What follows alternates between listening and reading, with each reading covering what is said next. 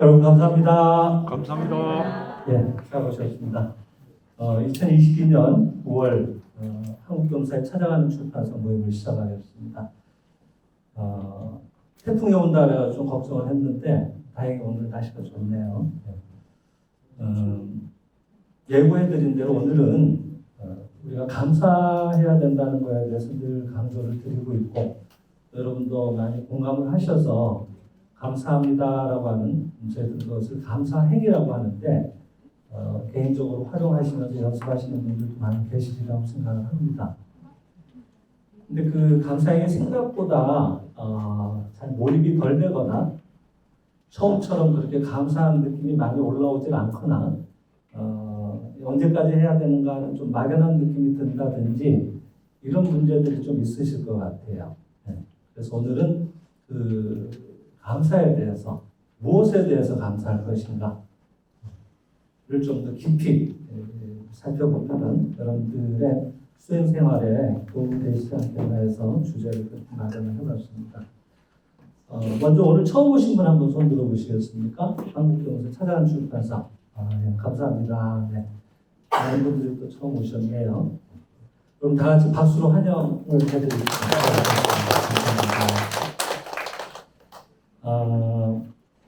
먼저 처음 오신 분도 계시니까 오늘 이 시간을 진행하는 데 있어서 전부 전 시간의 주제들하고 연관이 되어 있기 때문에 전 시간의 내용을 다시 한번 간략하게 살펴보겠습니다. 저희가 8월 달에 공부했던 주제가 사랑을 실현하는 3가지 방법에 대해서 공부를 했습니다. 첫 번째가 뭐라 그랬죠? 기도. 그죠? 두 번째가 애여. 다음 세 번째가 산탄. 그죠? 이것이 다 말씀의 힘이라 그랬죠. 그죠? 이것을 활용해서 우리 안에 있는 신의 자식의 본래의 훌륭한 성품인 사랑을 드러냅시다라고 얘기를 드렸습니다. 그리고 그 첫 번째 기도에 하나 수반되는 게 있었죠. 용서. 이것이 꼭 반드시 수반이 돼야 된다는 얘기도 드렸습니다. 기도라는 거는 전 시간에 얘기 드리기를 끊임없이 생각하는 게 기도다 그랬습니다.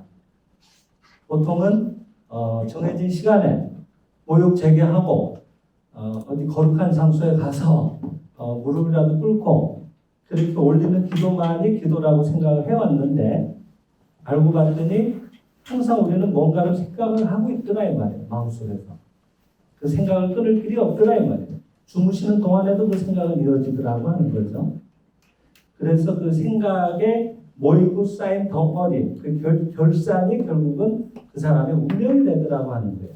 이 모습으로 나타난 세계, 현상계라고 하는데 이 광명사상에서는 이 현상계의 원리가 결국 말씀으로 이루어져 있기 때문에 파동으로 이루어져 있기 때문에 말씀은 반드시 거기에 상응하는 모습을 불러온다 그랬거든요. 우리 자석 같은 거죠. 우리가 원하는 것들을 끊임없이 뭔가 불러들이고 있는 거예요. 내 마음속에서. 그래서 결국은 자기가 원하는 상태의 것들을 계속 생각하는 것이 맞다. 근데 문제는 기도라는 것이 끊임없이 생각하는 거라는 건 이해가 됐는데 근데 문제는 저 주길로 하는 게 아직은 저 깊은 곳에 남아 있어서는 이게 상충하더라는 거예요. 서로 부딪히는 거예요. 왜? 신의 세계는 조화로운 세계니까. 그죠? 그러니까 주길로 하는 마음을 갖고 있는 채로는 아무리 내가 신의 훌륭한 것들을 마음으로 열심히 생각을 해도 그것이 서로 부딪혀서 플러스 마이너스 제로가 되어버려요. 그러니까 용서가 반드시 수반돼야 되더라는 거예요. 그럼 방금 화목의 신시라는 부분을 읽으셨죠? 저희들 경전 중에 하나인 감로의 법의 앞에 들어가는 신시입니다. 거기에 뭐라고 되어 있었는가 하면은 내가 일찍이 너희들이 성단에 제물을 올릴 때 먼저 너희 이웃과 화목하라 이렇게 했습니다. 그리고 그 앞에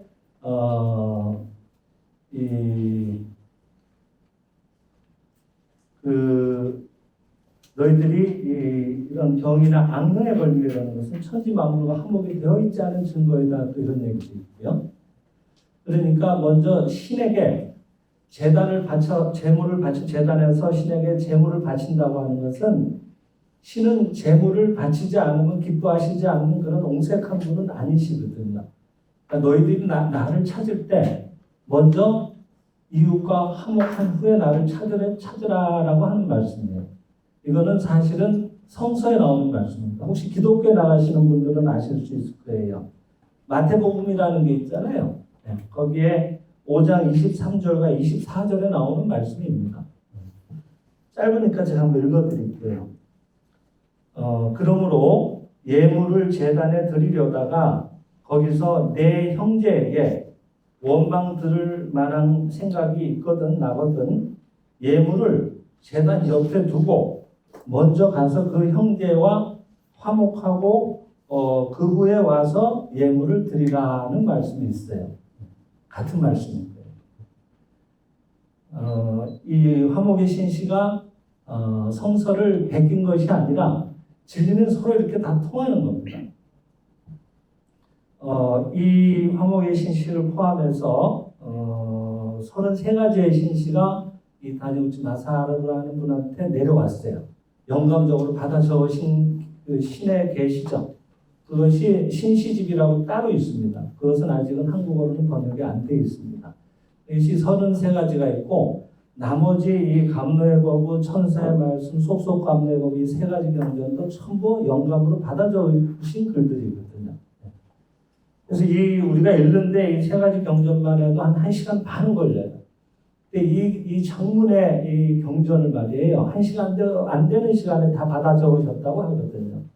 그러니까 뭔가 이렇게 국리를 하면서 본인이 이렇게 기독교의 얘기도 갖다 붙이고 이거 갖다 붙이고 해서 만든 것은 아니에요. 혹자는 이 광명사상을 말하는 생장의 집이라는 단체가 무슨 종교의 백화점 같은 데다 이것저것 다 갖다 붙인 데가 아니냐 이렇게 지적하는 분도 계세요. 내용적으로는 그렇게 얘기하실 수도 있지만은 깊이 들어가 보면은 이 저자분이 그것을 자기가 이해해서 갖다 붙여서 이렇게 엮어놨다라고 보는 것보다는 진리는 어느 시절에나 변치 않는 거거든요. 진리가 이 시절에 이 진리가 이 시절에 와서는 그게 진리가 아니면 어느 한쪽은 가짜인 거죠. 그래서 영원을 흐르고 있는 원래의 진리가 현대의 이 분을 통해서 또 이렇게 현대어로 나타났다라고 여러분들은 받아들이시면 좋을 것 같아요. 그러니까 여러분들이 이런 감로의법이라든지 이런 경전을 읽으시게 되면은 인간의 국리로 쓴 글이 아니기 때문에 자꾸 뭔가 마음에 감흥이 오는 거예요. 우리 안에 있는 우리가 말하는 신의 자식의 본래의 모습을 자꾸 일깨운다고 이런 진리의 말씀들이 다른 진리의 경전들은 반드시 그런 효과가 있습니다. 일단 그렇게 이해하시면 좋을 것 같고 그래서 이제 용서가 필요하다는 얘기를 방금 드렸는데 그러니까 지난 시간 복습을 다시 잠깐 해봤습니다. 우리가 사랑 왜 우리가 사랑을 실현해야 되는가 하면은 모두는 신의 자식이라 그랬습니까? 신은 또 사랑이라고 배웠으니까. 그러니까 우리도 사랑이 본질인데 지난 시간은 우리가 복습하는 차원에서 사랑을 실현하는 3가지 방법 거기에 대해서 먼저 기도, 애어, 찬탄이 있다고 얘기를 드렸고 그 다음에 그 기도에는 반드시 이 용서가 수반돼야 된다는 얘기를 드렸습니다. 그것을 방금 읽어드린 화목의 신시에서는 너희들 먼저 화목하라라고 이웃과 화목하라라고 얘기를 또 하고 계시다고 얘기를 드렸죠. 그래서 이제 우리가 기도를 이제 열심히 하고 또 부드러운 말로도 그것을 표현하고 찬탄도 하고 하게 되는데 이 기도 중에 여러분들이 제일 많이 하시는 게 이제 감사 기도란 말이에요. 감사하다고 하는 게 제일 마음에 잘 와닿잖아요. 그죠? 그래서 감사합니다. 그리고 또 이 세상은 말씀으로 이루어져 있다 그랬으니까 감사하면 감사할 일이 모여온다 그랬으니까 그러니까 자꾸 감사를 열심히 해야겠다는 동기부여는 충분히 되셨단 말이에요. 그래서 또 제일 익숙하고 감사라는 말 자체가 그래서 자꾸 감사합니다, 감사합니다 하는데 그 감사가 뭔가 이렇게 좀 아까 말씀드린 대로 마음에 깊이 와닿아서 정말 감사한 마음이 우러나야 될 텐데 뭔가 좀 맹숭맹숭해지는 때가 많이 있거든요. 그것은 이제 이런 점을 우리가 좀 살펴봐야 될 것 같아요.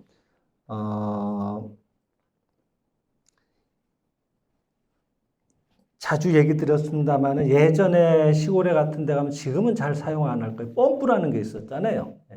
그 펌프질을 이렇게 하다가 한동안 가만 놔두면 물이 쑥 내려가가지고 그 마른 펌프를 아무리 펌프질을 해도 물이 잘 안 올라옵니다. 밑에 있는 그런 청량한 물이. 그럴 때는 어떻게 해요? 마중물이라고 물을 한 바가지 먼저 집어넣어요. 그러면 그 물의 힘에 의해서 안에 있었던 물이 끌려져서 이렇게 이끌려져서 따라 올라오게 된다 이 말이죠. 그러니까 우리가 처음에 감사합니다, 감사합니다, 감사합니다라고 말을 해보는 것은 마중물의 역할을 하는 경우가 많이 있어요. 그러니까 그게 조금은 맹숭맹숭하기도 한 거예요. 마중물 넣었다고 대바람에 펌프질하면 쫙 올라오던가요? 열심히 해야 돼요.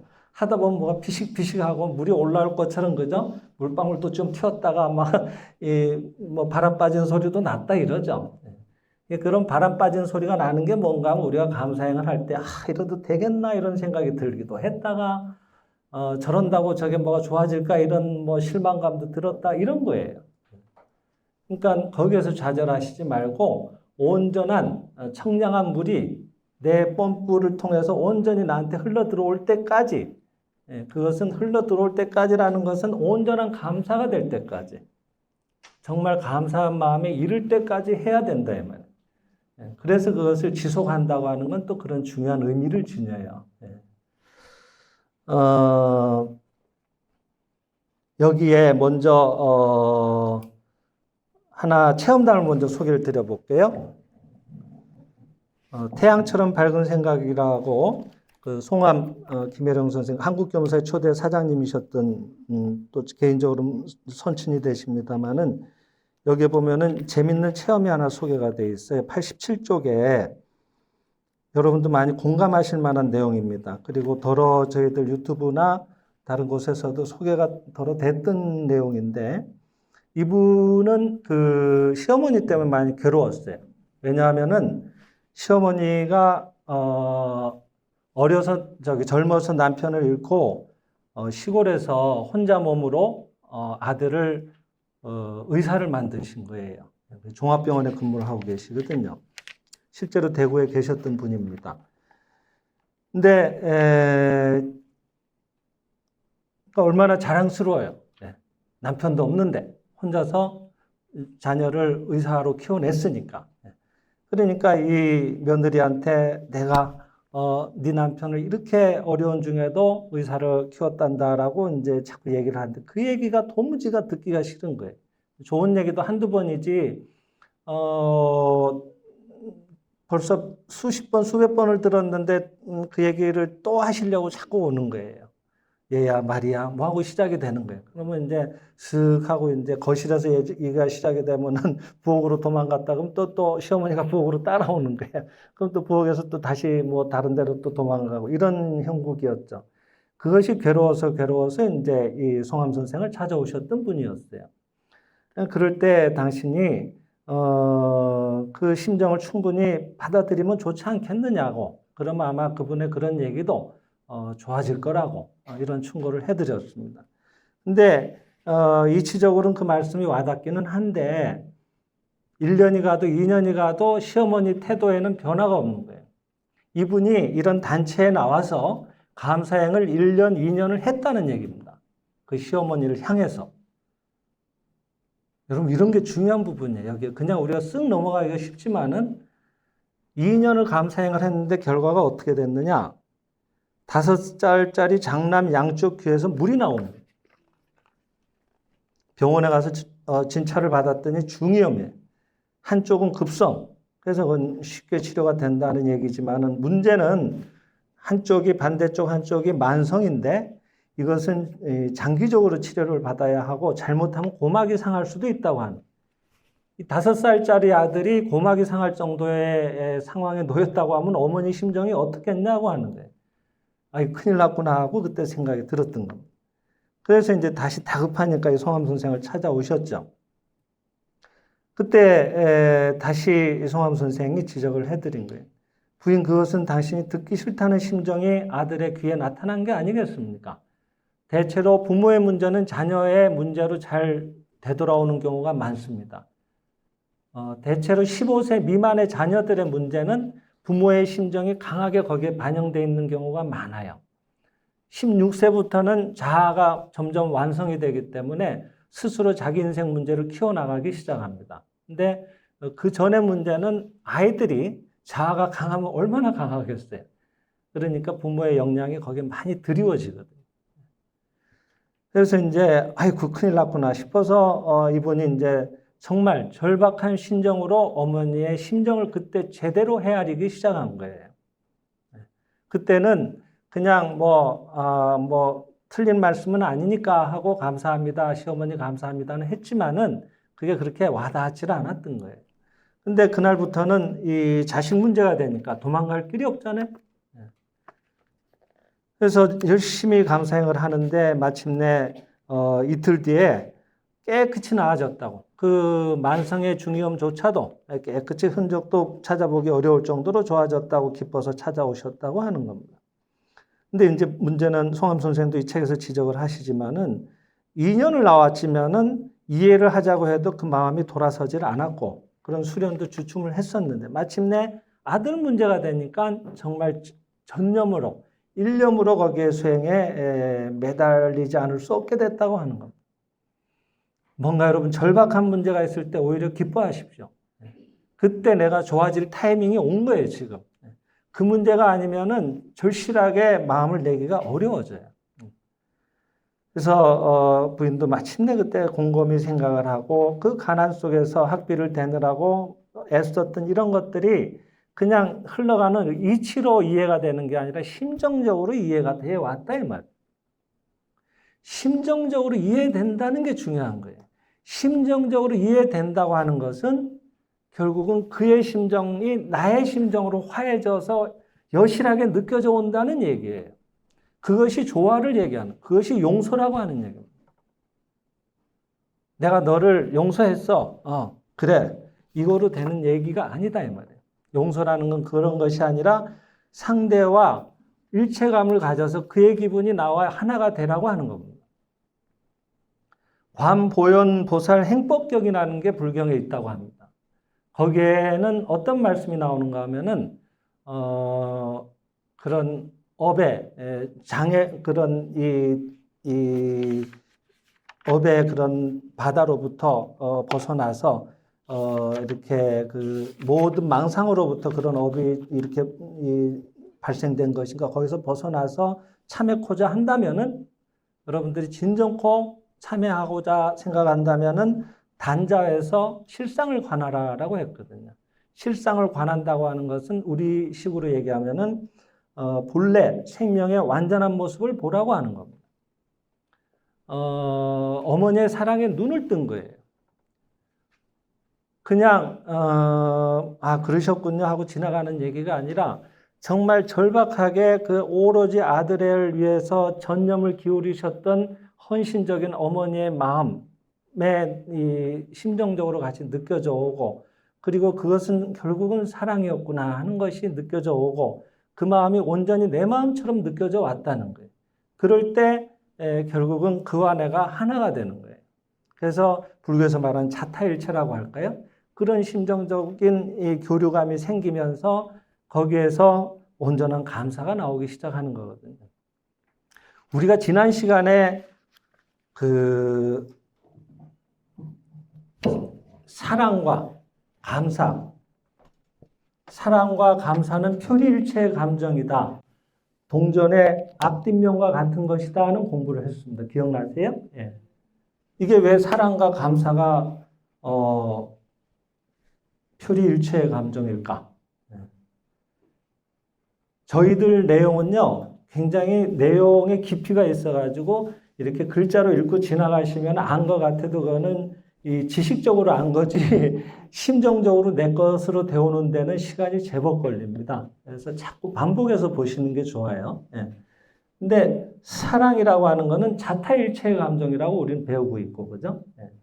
근데, 또 기독교의 가장 그 첫 번째 계명이 너희 주 하나님을 사랑하라 그랬잖아요.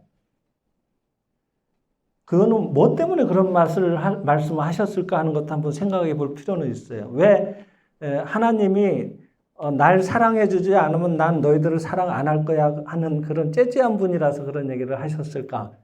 그건 아닐 거란 말이에요. 너희 주 하나님을 사랑하라고 하셨는데 그 앞에 너의 주라고 했잖아요. 그러니까 우리의, 여러분 각자의 주인공, 내 생명의 주체는 하나님이다라고 하는, 그것을 잊지 말라라고 하는 말씀입니다. 나와 함께 계시다고 하는, 그래서 그분과 내가 따로따로가 아니다. 뭔가 비행기 타고 멀리 올라가서 이렇게 찾아보지 않으면 거기에만 계시는 그런 분이 아니더라는 얘기예요. 지금도 내 안에서 여실히 작동하고 계시고 숨쉬게 해주시고 계시고, 지금도 점심 드셨잖아요. 그 점심을 맛있게만 우리는 먹었을 뿐인데 그 식사를 어떻게 소화하는지도 나는 하나도 모르지만은 지금도 열심히 피와 살로 만들고 있고, 그리고 이 얘기 듣느라고 뭐 몇 번 숨 쉬어야 될지 생각 안 해도 지가 알아서 다 숨 쉬고 있고, 그 놀라운 작동이 지금도 여실하게 일어나고 있거든요. 지금도 이 순간에. 그것이 바로 하나님의 생명의 위대한 작용이거든요. 그것이 너희들의 본질이라고 하는 걸 잊지 말라라고 하는 말씀이 너희 주 하나님을 사랑하라라고 여기에서는 해설을 하고 계시는 거예요. 그러니까 사랑이라는 의미가 굉장히 깊죠. 그렇게 보면. 그죠? 예. 근데 우리가 항상 강조하는 건 사랑, 감사, 그 다음에 용서, 이 세 가지. 근데 얘네들이 결국은 다 같습니다. 전부 같은 개념. 다 이어지고 있어요. 잘 보세요. 사랑하니까, 이 일체의 감정을 느끼니까, 그죠? 신의 모든 것이 내 안에 있었네? 구할 게 없었네? 와, 어마어마하게 놀라운 일이었네? 야, 진짜 고마운 일이었구나? 하고 감사가 나오는 거예요. 진짜 일체가 되면은 감사가 나오는 거예요. 그러면은 그 상대조차도 신의 자식이니까, 그리고 아까 이분의 경우를 치면은 그런 모습을 통해서 나의 인색한 마음, 나한테 가장 소중한 거는 지금 자식 때문에 찾아갔다네, 이 부인은. 네? 자식의 중이염 때문에 찾아갔잖아요, 송암 선생을. 근데 그 자식을 누가 줬어요? 남편을 안 만났으면 그 자식은 없죠? 그 남편은 또 누가 주셨어요? 시어머니가 주신 거예요. 다 이어지는 분들이에요. 근데 여기만 소중하게 느껴지고 그 말씀은 별로 예, 이렇게 되는 것은 인색한 거예요. 표현이 부족한 거예요. 충분히 존중해주는 마음이 약한 거예요. 나는 그런 건 잘 모르겠고요. 우리만 행복하면 돼요. 난 뭐 그렇게 어려운 얘기 자꾸 하지 마세요. 그냥 나는 요 문제 하나만 해결하면 되고요. 우리 가족끼리 그냥 잘 먹고 건강하고 잘 살면 돼요. 이렇게 생각하기가 쉬워요. 근데 그래가지고는 우리는 발전을 못하게 됩니다. 왜냐? 어마어마하게 누리고 있거든요. 말하자면 어마어마한 빚쟁이에요, 우리는. 다행히 일본으로 가서 지금 우리가 편안하게 이렇게 말씀을 같이 나누고 있지만은 요번엔 굉장히 크다 그러잖아요, 태풍이. 걔가 방향을 틀어서 지금 여기로 왔으면 어떡할 거예요? 오늘 행사 취소. 안 돼요. 이게, 다 엮여져 있어가지고, 우리의 문제는 아니다라고 볼 일이 아니더라는 거예요. 다 같이 살고 있고, 같이 주고받고 있고 이런 거예요. 근데 그런 이분의 얘기를 보더라도 말이에요. 그런 아들의 문제를 통해서 마침내 자기가 마음이 넓어진 거예요.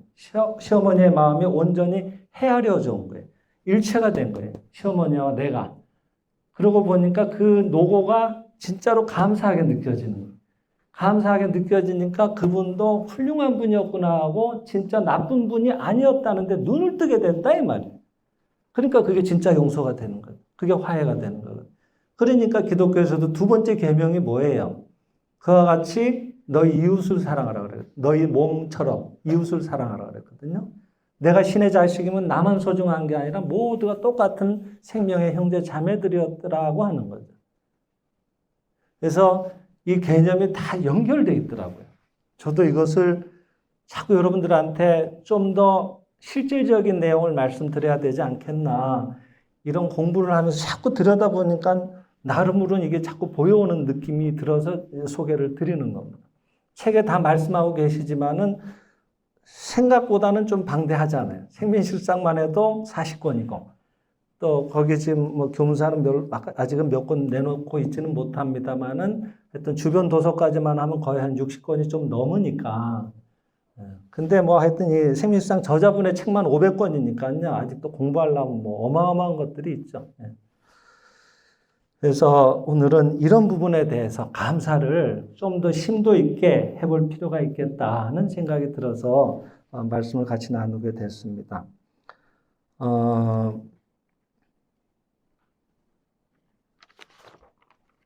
그래서 오늘은 좀 실질적인 얘기를 같이 나눠보고 싶어요. 체험담 위주로. 또 여러분들의 실질적인 얘기들. 정말 소개드리고 싶은 주옥 같은 얘기들이 참 많아요. 왜냐하면 저는 살아있는 문제를 늘 전화로 상담을 받지 않습니까? 근데 여러분 각자 한 분 한 분의 얘기가 굉장히 지금 나 같은 사연의 사람이 또 있을까 할 정도로 기구한 뭔가 기가 막힌 일들에 처해 계시다고 생각하시기 쉽지만은 들어보시면 깜짝 놀라세요. 모든 분이 만만치가 않아요. 내용들이. 그래서 그런 각자의 수업을 다 하고 계시는데 그 내용들이 전부 이런 원리에서 벗어나 있지는 않더라고 하는 거예요. 그래서 이런 원리로 되돌아오면 전부 체험이 일어나오기 시작하는 거예요. 체험이 생긴다고 하는 것은 상대의 실상에 눈 뜨는 걸 말하는 거예요. 이런 관계가 내 마음에 회복이 되는 걸 말하는 거예요. 진짜 아까 관보현 보살 행법경에서 아까 뭐라고요? 진짜 참회코자 한다면은 단좌해서 바르게 앉아서 실상을 관하라 그랬잖아요. 실상을 관한다고 하는 건 생명의 참모습을 보는 거고 그도 위대한 신의 자식이라고 눈 뜨는 걸 말하는 거거든요. 그러니까 모두가 서로를 살리는 나의 관세음보살과 같은 내 마음의 상태를 그대로 거울처럼 보여주는 위대한 존재였네 하고 마침내 알게 되니까 감사가 되더라 이 말이에요. 이게 삼위일체로 같이 다 이루어져야 되는 거예요. 그래서 아까 저하고 통화하신 분 오셨나 모르겠는데 젊은 분이 얼마 전에 저기 연휴 중에 전화가 오셨어요. 그 돈을 좀 많이 벌고 싶은데 그게 잘 안 된대. 제가 소개 드려도 되겠냐고 아까 어제 제가 부산에서 철야 수행을 했거든요. 마치고 이제 올라오는 열차 안에서 허락을 받으려고 전화드렸더니 아유 흔쾌히 쓰시라 그래가지고 일단 허락은 받았습니다. 일단 오늘 오신다 그랬는데 오셨어요? 일단은 제가 허락 받았으니까 말씀드리겠습니다. 그 돈을 많이 벌고 싶으시대요. 근데 주식을 그래서 자꾸 이렇게 투자를 하게 되는데 손대는 것마다 자꾸 이렇게 손실을 보는 거예요. 자꾸 왕창 나가요. 괴로운 일이죠. 투자를 하고 돈을 벌고 싶어서 투자를 하는데 자꾸 이상하게 손 대는 데만 나가는 쪽에다 손을 대게 되시는 거고요.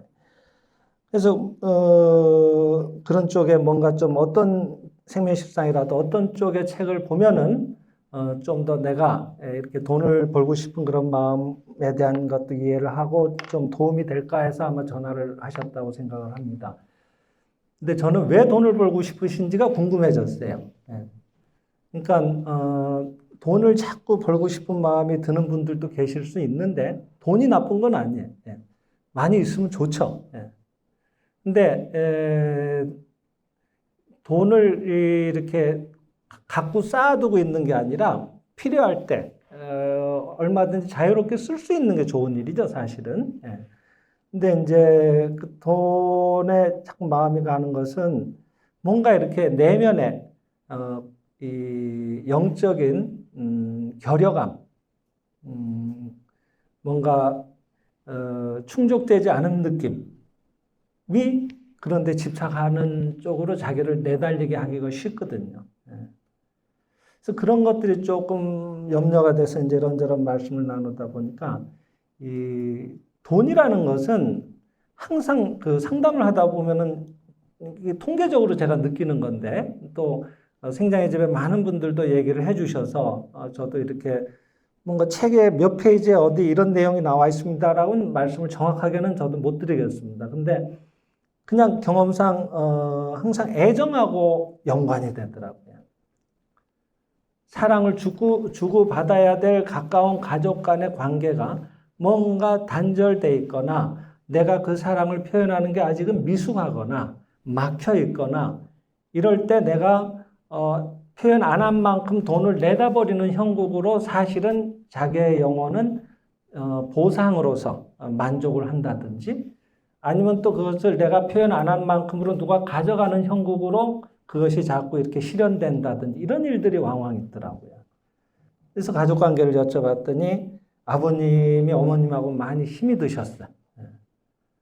근데 좀 이런 자리에서 말씀드리기는 쉬운 일은 아닙니다만은 그러니까 이제 좀 다툼 중에 사고로 어머님이 영계로 가시는 거예요. 엄청난 일이 일어나 버린 거죠. 그분은 아마 저하고 어떤 책을 보면 좀 돈을 더 많이 벌 수 있을까 이런 얘기를 나누면서 이런 얘기까지 나올 거라고는 아마 상상도 못 하셨을 거라고 생각은 하는데.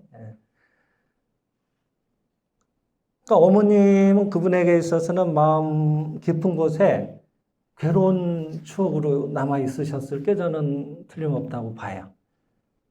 그럴 때 대체로 우리가 하기 쉬운 행동이 의지를 가지고 눌러버립니다. 생각을 안 하려고 노력을 하는 거예요. 그런 경우 주변에 많아요. 특히 조실 부모 하신 분들. 그건 내 의지하고 상관없잖아. 그런 일이 일어났는데 그럼 나는 어떻게 해야 돼? 이렇게 얘기하기가 쉬워요, 사실은. 근데 진리를 바로 알면 그럴 때 우리가 지혜롭게 행동하는 게 좋아요. 내가 인위적으로 마음을 닫고 지내잖아요. 그럼 본의 아니게 망언이 돼요. 망언이라고 하는 것은 은혜를 잊고 지낸다는 뜻이라서 망언이라고 얘기를 하는 거예요. 그 어린 자식을 두고 정말 어처구니 없게 영계로 갑자기 떠나셨을 어머니의 심정이 한번 대보세요, 여러분. 얼마나 기가 막히시겠냐고요. 근데 그 자녀분은 그 어머니를 생각하면 괴로우니까 꾹꾹 이렇게 막 생각을 안 하려고 잊고 지내는 거예요. 그러면 얘야 내가 너 옆에 있어. 너무 힘들어하지 마 하고 이렇게 인도해주고 싶은데 이쪽은 그쪽을 전혀 이렇게 아예 단절을 하려고 인위적으로 노력을 하고 있으니까 그 모습을 보면은 더 힘이 드시지. 어머니는 영계에 계시면서도 말하자면 피눈물이 나는 것과 같은 상황이 돼버린다 이 말이에요. 그런 심정적인 단절이 있었던 것이 드러났어요. 말씀 중에. 그래서 그분한테 제일 먼저 말씀드렸던 그리고 아버님도 아버님은 말하자면 그 모든 일의 원인 제공자이시잖아요. 근데 그 아버지마저도 부정을 해버리면 나는 천의 고아가 되는 거예요. 그러면은 우리는 인간은 너무 불행하면 힘이 들어서 못 견디니까 타협을 해요, 자기가. 그래서 그냥 일이 그렇게 일어난 거고 그냥 받아들이는 거예요. 하지만은 우리가 말하는 온전한 화해. 그래서 일체감을 가지고 감사에 이르는 감정하고는 완전히 다른 감정이에요. 의무적으로 지내죠.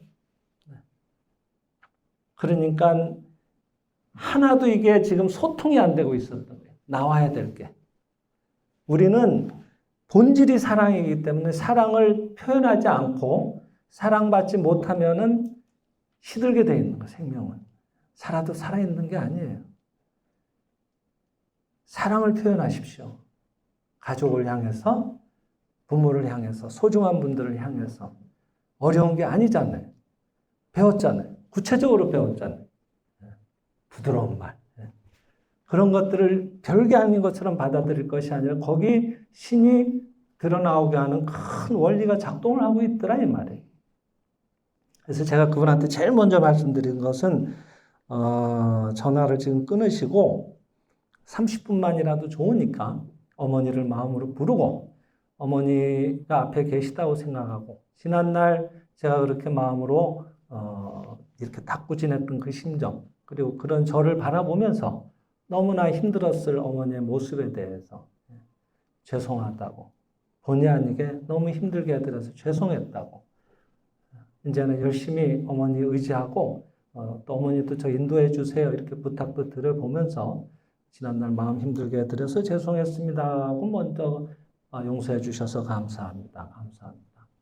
이렇게 해보시라고 말씀을 드려봤습니다. 아까 오다가 열차에서 통화를 나눠보니까 해보셨다 그러시더라고요. 그래서 틈틈이 하고 계시대요. 지금 다니시면서도 하고 계시고 이제 거기서부터가 시작이죠. 뭐 이렇게 결과가 나와서 뭐가 또 뭐 훌륭해진 더 사례까지도 이어지는 체험으로 제가 말씀드렸으면 더 좋았겠지만 엊그저께 자고 나눴던 말씀들이라서 오래된 얘기가 아니라서 아마 또 좋은 보고가 있을 거라고 생각을 합니다. 근데 이런 일들은 이런 사례를 갖고 와서 얘기할 때만큼 힘이 있지가 않아요. 내가 이론적으로만 얘기를 드리면은. 그래서 자꾸 정말 죄송스러운 일이지만 이런 예를 예로 들면서 말씀을 드리는 거예요. 그래서 너무 엄청난 일이라서 사전에 제가 허락을 받았던 겁니다. 뭐 말씀드리는 김에 한 가지 더 얘기 드리면은 그리고 이제 그러니까 또 본인도 더 하나 또 궁금하셨는지 근데 이상하게 만나면은 본인은 아직은 미혼인데 이상하게 유부녀의 분들하고만 자꾸 뭔가 연애가 연결이 된다고 하는 거예요. 그것도 이상하죠. 본인도 불가사의한 거예요. 그건 어머니에 대한 연민이 있어서 그런 거 아니겠냐는 얘기를 드렸어요. 저는 어머니를 그리워하고 있거든. 사실은 자연스러운 마음으로 돌아가는 게 제일 좋습니다, 여러분. 감사하면 감사하다고 얘기하는 게 좋고요. 사랑하면 사랑한다고 표현을 많이 하는 게 좋습니다. 그럴 때 우리가 가장 마음이 편안해지는 거예요. 그럴 때 내 안에 있었던 신의 지혜가 거기서부터 올라오기 시작해요. 신의 생명이 드러나오기 시작해서 누구한테 굳이 안 물어봐도 자기가 가야 될 길이 보이기 시작하는 거예요. 그리고 반드시 협력자가 나타나옵니다. 왜? 모두와 화해가 되니까 적이 없어지는 거예요. 내 주변에. 그러면은 천지만물과 화목하라 그러잖아요. 우리는 천지만물과 감사하고 화목하고 있는데 거꾸로 뒤집으면 천지만물이 내 편이 돼 있는데 겁날 게 뭐가 있겠어? 그걸 가리켜서 천하무적이라고 하는 겁니다. 뭐 무슨 천하무적 무슨 장군 이런 게 천하무적이 아니고 이런 게 진짜 천하무적인 거예요. 진짜 여러분들이 성공하는 원리가 여기에 있습니다. 어려운 데 있었던 게 아닙니다. 근데 그 감사가 이런 깊은 의미를 담고 있더라 이 말이에요. 그냥 감사하면 감사할 일이 온다. 감사합니다. 감사합니다. 빨리 하라. 왜 아직도 덜 왔냐. 뭐 이래가지고는 좀 부족하다 이 말이에요. 제가 말씀드리려는 의도를 잘 이해를 해주셨으리라고 믿습니다. 여러분 세상에 어떤 일이 있어도 걱정하지 마십시오. 반드시 그 안에는 빛나는 보석처럼 영롱하게 찬란하게 빛나는 신의 생명이 거기에 도도하게 자리 잡고 있습니다. 그것을 믿고 이미 있다고 믿고 감사하는 게 그게 진짜 감사합니다. 내 말을 통해서 감사로 불러드린다는 것은 아직은 낮은 차원의 감사고 마중물에 그냥 머물러 있는 정도의 감사라고 보시면 되는 거예요. 오늘 하늘이 좋잖아요. 저 하늘이 엊그저께만 해도 또 막 잔뜩 구름이 끼어 있었죠. 비도 왔어요. 근데 비가 막 오는데 하나님 비가 오지 않게 해주세요. 감사합니다. 이 기도는 안 통한다. 비가 온다고 하는 것은 지금 비가 오는 것처럼 보이지만은 그 전에 수증기가 뭉클뭉클 우리 눈에는 안 보이죠. 그 올라가는 거 보이세요? 안 보여요. 모여서 어느 틈엔가 구름이 되고 걔네들이 모여서 무게를 더 이상 감당할 수 없게 되면 그때 비로소 비가 돼서 내리는 거예요. 비가 돼서 내리고 있다는 것은 실현되고 있다는 얘기예요. 여러분 그 비에 해당되는 게 여러분들의 병, 불행, 인생 문제라고 하는 겁니다. 그러니까 문제가 일어나왔을 때 항상 어떻게 하셔야 되는가 하면은 그때 아이고 큰일 났다. 감사합니다. 이렇게 기도를 하시는 게 아니고 큰일 났다가 아니라 아이쿠 잘 됐다. 이제 뭐가 하나 해소되는구나. 감사합니다. 이렇게 해야 되는 거예요. 왜? 실현되고 있잖아요. 이제는 실현되고 있으니까 그 비가 천년만년 내리는 비는 없거든요. 다 내리고 나면 오늘 같은 이런 멋진 날이 드러나오는 거예요. 비가 내리는 중에도 멋진 날을 마음으로 그리고 감사하는 게 그게 진짜 감사예요. 두 번째는 내가 내보낸 씨앗이 이거였네. 여실하게 보여주니까 감사한 게 두 번째 감사예요. 그런 의미를 잘 헤아리면서 감사를 연습을 해보세요. 내가 내보낸 게 이거였구나. 이렇게 안 보여줬으면 내가 어떻게 알았을꼬. 감사하구나. 그 안에 도도하게 빛나는 진짜의 생명이 거기에 진짜 있는 게 틀림없다. 그러니까 감사할 수밖에 없지 하고 하는 게 진짜 감사고. 그래서 여기에 한 체험을 통해서 한번 살펴봅시다. 또 후지하라 토시유키라고 아주 일본의 훌륭한 선생이 직접 한국에 와서 소개해 주셨던 체험담입니다. 1951년도에 이분이 직접 현장에 가서 지도했던 사례를 소개해 주셨는데 히로시마 구레라고 하는 곳에서 덴포 효이치라는 강사분이 이 후지하라 선생을 초청을 했어요. 이분이 워낙 훌륭한 선생이니까. 그래서 와서 강연을 좀 해주십시오 해서 이제 찾아갔는데, 51년이니까 아주 정말 옛날이죠. 그리고 그 히로시마에서도 한참 들어가는 산중이라서 시골 분들이라서 이제 시골 일들이 많다 보니까 저녁에 이제 9시에 지우의 성식으로 이렇게 대단한 큰 모임이 아니고 집안에서 모여서 이렇게 한 10명, 20명 모여서 하는 그런 모임에 초대받아서 가셨습니다.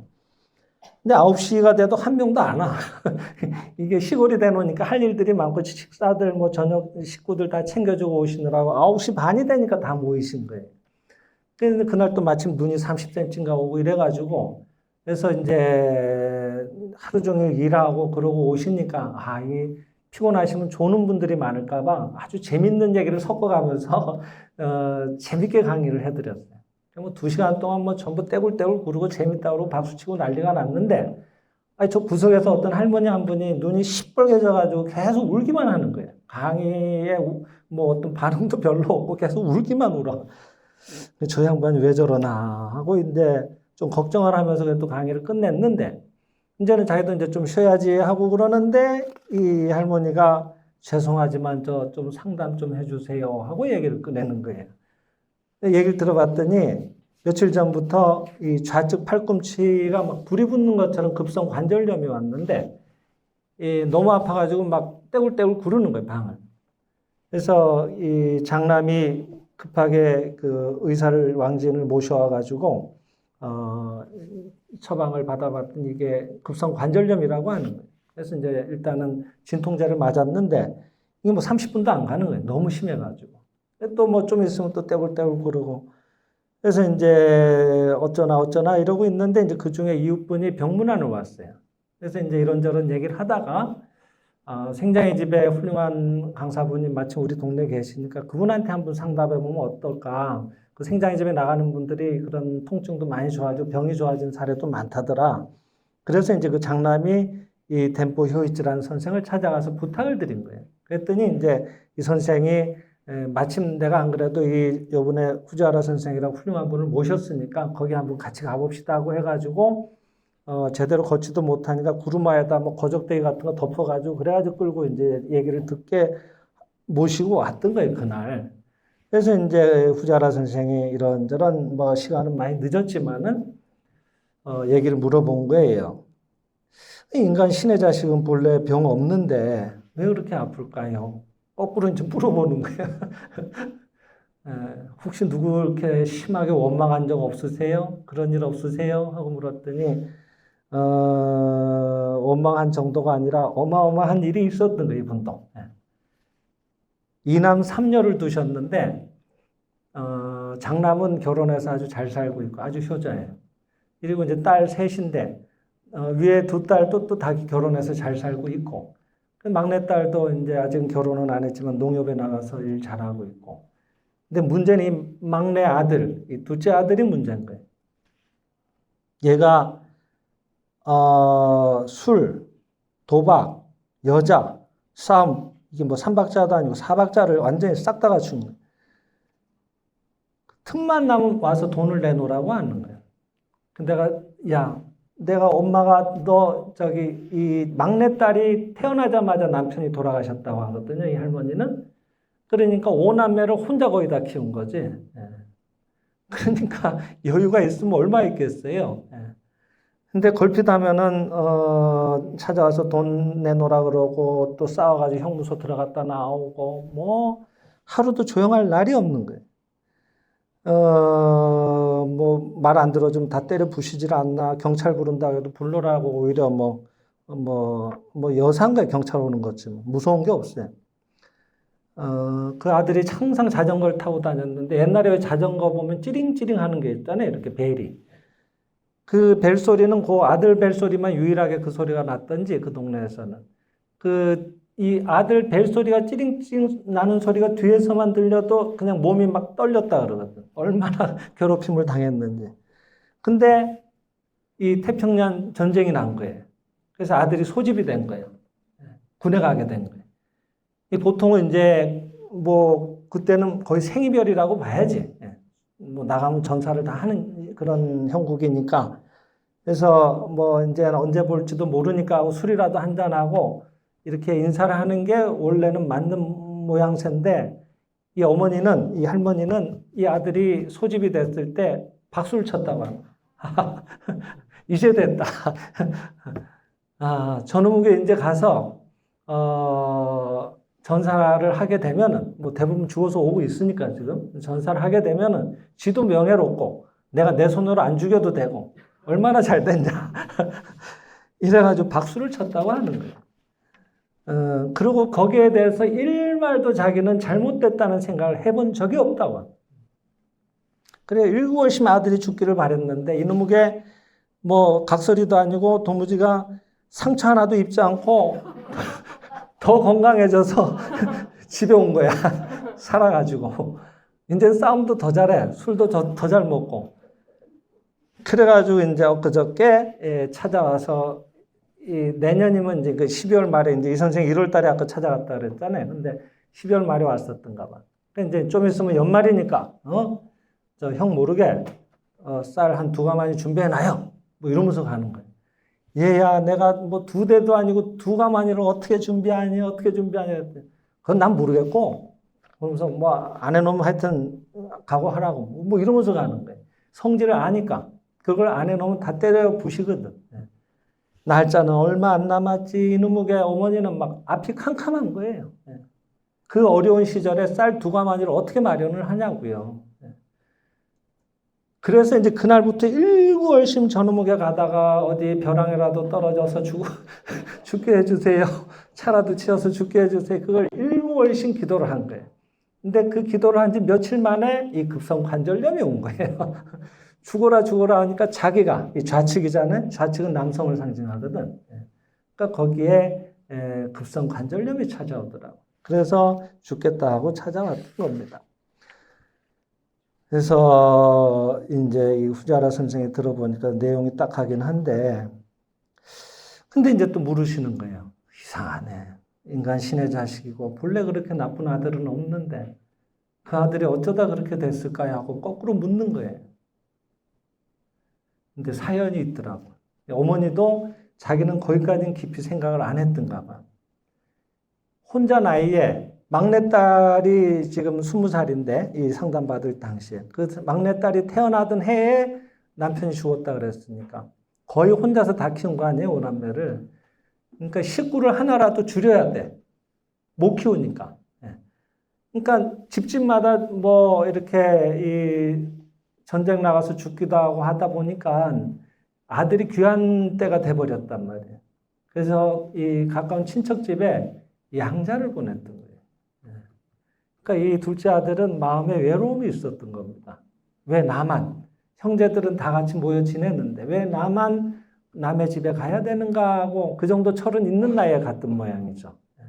그러니까 거기 가서 이제 뭐 나이도 좀 들고 그러니까 그때부터는 뭐 술 먹고 깽판 부리고 돈 내놔라 맨날 이 형국이 반복이 됐던 거예요.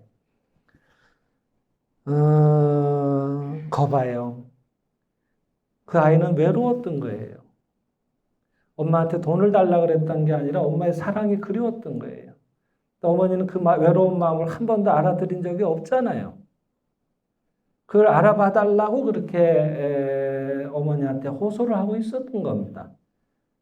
그 점은 생각해 보신 적이 없으시죠? 그랬더니 그때 어머니가 비로소 뭘 하나 얻어맞은 것처럼 처음으로 생각이 드는 거예요. 그랬구나. 나는 그 아들의 심정을 헤아리는 건 둘째치고 맨날 죽으라고 기도를 했으니까. 그리고 그게 나쁜 것조차도 몰랐으니까. 걔는 와서 돈만 뜯어가지 나를 죽이지는 않았지 않냐. 근데 나는 걔를 마음으로 수천 번을 살인을 했었으니까. 그랬구나. 내가 많이 부족했구나. 내가 잘못했구나. 아들이여, 미안합니다. 하고 그날로부터는 일구월심으로 아들을 향해서 화해를 하고 참회의 기도를 한 거예요. 화해가 된 거예요. 진짜 화해가 된 거예요. 그 마음이 느껴져 오니까 진짜 감사도 된 거예요. 그러니까 가만 있을 수가 없어요, 이제는. 한 며칠 감사를 하다 보니까. 그래서 마침내 하루는 산골이니까 자꾸 눈이 오는가 봐요, 거기는. 근데 눈길을 헤치고 밤에 찾아갔어. 그 양자로 간 집에. 그랬더니 이제 이미 결혼도 해서 그 양 어머니하고 같이, 와이프하고 같이, 며느리죠. 같이 이렇게 오손도손 차를 먹고 있는 그 시간에 아마 저녁 식사를 마치고 이제 차 한잔 하는 시간에 들어갔는가 봐요. 그래서 아들아 있냐 하고 이제 인사를 하고 들어가니까 그렇게 세상에 자기는 태어나서 그런 아들은 처음 본 거예요. 머리 털나고는 처음 보는 부드러운 아들의 모습이 거기에 있는 거예요. 어머니 어쩐 일이세요? 이 눈길에 그러면서 나와서 다정하게 맞아주는 거예요. 자기는 정말 그런 아들을 본 적이 없는 거예요. 그러니까 거기서 한 번 더 통곡이 터져 나오는 거예요. 이런 아들을 두고 내가 뭘 했던가 지난날 진짜 화해가 된 거지 거기서. 이런 것들이 여러분 참 중요한 대목이에요. 그래서 아니다. 내가 그동안 너를 이렇게 좋은 아들이었는데 엄마를 용서해야 되나? 차마 내가 너가 죽으라고 기도를 했다 이 얘기는 못하고 그래 이렇게 좋은 아들이었는데 엄마가 지난날 많이 미안했구나. 많이 외롭게 했구나. 용서해 하고 용서를 구하고 아들은 아니에요. 그동안 저도 패가 많았어요. 온전해진 거예요. 여태까지 그 모습이 어디 갔냐 이 말이에요. 그러니까 그 중요한 것은 이미 있다고 하는 거예요. 진짜의 훌륭한 모습이 거기 있다고 하는 게 정말 중요한 거예요. 근데 거기에 우리가 눈 뜨는 순간에 그 모습은 드러나온다고 하는 겁니다. 우리가 기도를 해서 그 모습을 드러나오게 하는 게 아니다라고 하는 걸 아실 필요가 있어요. 그러니까 진짜 감사에 이른다고 하는 게 정말 중요한 거예요. 그것은 느껴져 와야 돼요. 온몸으로 같이. 그래서 서로 미안하다, 미안합니다, 아닙니다. 이러면서 이제 사이좋게 이제 인사를 마치고 나오는데, 어머니 저도 일이 남아서 좀 가봐야 하는데 이 아들은 묘비를 만드는 공장에서 일을 하는데 잔업이 좀 있대요. 그래서 이제 자전거를 끌면서 어머니가 걸어가고 있으니까 자기도 타진 않고 뒤에 끌면서 이제 따라오는데 방길에 어둡고 이러니까 길을 모를까봐 또 잘못 들까봐 찌링찌링 하면서 잘 가고 있는지 어머니 확인하면서 뒤에 따라오는 거예요. 근데 옛날엔 찌링찌링 그러면 그냥 오금이 저렸는데 그게 전혀 아무 느낌이 없는 거예요. 그냥 정겹기만 하고. 그러니까 내가 진짜 해소가 돼서 화해가 돼서 온전해지면은 여러분들의 각가지 증상은 저절로 좋아지는 겁니다. 그건 그림자처럼 잠깐 보였던 것들 뿐이니까. 그래서 그 모자간에 정겹게 그렇게 길을 오다가 마침내 이제 어머니는 이쪽 길로 가야 되고 집으로 자기는 이제 공장으로 가야 돼서 헤어지는데 어머니가 집에 다 거의 멀어질 때까지 그 자리에 서서 갈림길에 서서 안 가고 조심히 들어가세요. 건강하세요. 오래 사셔야 돼요. 머리에 털 나고 처음 들어오는 말들인 거예요. 그렇게 인사를 하더라고 하는 겁니다. 그래서 그런 훌륭한 아들이 드러나왔다고 하는 정말 감동적인 체험담이에요. 시간은 오래된 얘기들이긴 합니다만은 사람이 사는 건 그 시절이나 지금 시절이나 마찬가지예요. 근데 오히려 그때는 더 정감이 있지. 그래서 우리가 이런 체험을 통해서 정말 받아들여야 될 부분들이 많지 않겠나 생각을 합니다. 그래서 이거 왜 안 되죠? 이렇게 생각하는 거는 내가 아직은 좀 얄팍한 감사를 하고 있는 건 아닌가? 그에 대해서 얼마나 깊이 그 모습인 채로 그 안에 도도하게 빛나는 진짜의 모습을 볼 만한 내 마음의 힘은 키우고 있는가? 이런 것들을 좀 돌아볼 필요가 있지 않겠나 생각이 돼서 이런 시간을 마련을 했습니다. 그래서 여러분 실상관을 하는 겁니다. 실상관을 자꾸 하시면은 그 안에 있는 빛나는 진짜의 생명을 보는 힘이 자꾸 키워져요. 우리는 보통 눈을 뜨고 이 육체를 가지고 살아가고 있기 때문에 이쪽에서 주어지는 자극이나 개념들을 가지고 판단하는 데 익숙해져 있어요. 그러니까 봐라, 저 또 저런다. 말을 해도 꼭 저렇게 말을 해요. 뭐 이런 식으로 해서 자꾸 내가 그런 사람이라는 틀을 자꾸 갖다 씌워버려요. 말하자면 안 보이는 틈에 자꾸 구름을 올려보내는 거나 마찬가지예요. 그럼 반드시 봐라, 올려보낸 그 씨앗이 이런 거예요 라고 보여주듯이 왕창 쏟아내리게 되는 거예요. 그럴 때 내가 또 말이 이랬구나 하고 돌아보면서 감사하고 그런 채로 그 안에 있는 진짜를 보는 마음의 눈을 뜨고 육체의 눈을 감고 진짜를 보는 훈련을 해야 된다. 우리가 사진하고 실물하고 잘 보세요. 아무리 잘 찍은 사진이라도 입체의 실물하고는 다릅니다. 실상 현상이 그와 비슷하다고 보면 되는 거예요. 그 안에 있는 진짜의 모습은 이 육체의 눈을 통해서는 아무리 들여다봐도 잘 보이질 않아요. 그것으로 판단해서 말 하나 가지고 그 사람이 어떻고 저떻고 이렇게 자꾸 평가하고 있으면 오히려 흐려져 버려요. 그게 아니라 내가 마음으로 깊이 눈을 감고 마음으로 깊이 그 안에 있는 진짜의 생명을 볼 만한 힘을 자꾸 키워내야 돼요. 그러니까 꼭 찾아가서 감사할 필요는 없습니다. 힘든 상대가 있으면. 여러분 혼자서 조용한 데서 집중할 수 있는 공간에서 그분을 0대 0으로 생명 대 생명으로 정중하게 불러서 앞에 모셔놓고 그리고 그분을 향해서 지난날 제가 당신이야말로 나의 관세음보살이었는데 제가 잘못 보고 있었습니다. 용서하세요. 용서해 주시니 감사합니다. 당신은 위대한 저를 진리의 세계로 안내해 주신 위대한 관세음보살이고 당신이 바로 부처이십니다. 감사합니다. 감사합니다. 감사합니다. 이렇게 해보는 거예요. 그럼 훨씬 감사가 느낌이 묻어나오기 시작합니다. 그런 것들을 여러분 모쪼록 잘 활용하셔서 생활 속에 감사가 점점 더 깊어지면서 실제적으로 실상세계 훌륭한 것들을 체험하는 또 훌륭한 한 달이 되시기를 기원하면서 오늘 준비한 강의를 마치겠습니다. 감사합니다.